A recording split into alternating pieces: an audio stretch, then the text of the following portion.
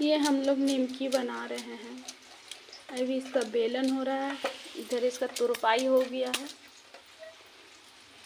अब इधर इसका दिखाते छनाई हो रहा है, फिर पकाई हो जाएगा, उसके बाद फिर खवाई हो जाएगा, उसके बाद ख़त्म हो जाएगा।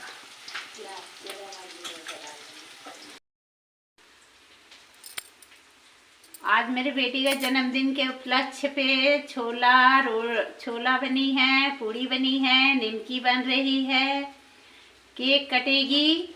आप लोग सबको दावत है बेटी का बर्थडे पे।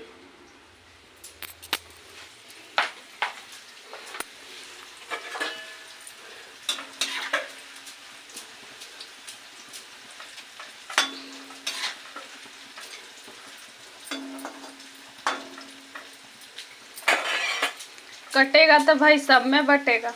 ठीक है, टाटा बाय बाय।